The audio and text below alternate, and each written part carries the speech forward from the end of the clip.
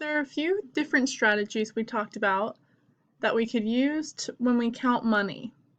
I'm going to use the strategy of using a 120 chart.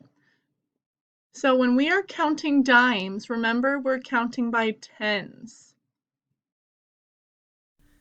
If we look at this 120 chart, we can see if we start from the 1, we go over, oh, here's the 10. And if you look down this row, we see that they go up by tens all the way down. So guess what? When we count by tens, we just need to look at this one column. So when we're counting these dimes, we have 3 dimes. So we're going to count by tens 3 times. Ready? Count with me. 10, 20, 30. Right? 10, 20, 30. So these dimes are worth 30 cents.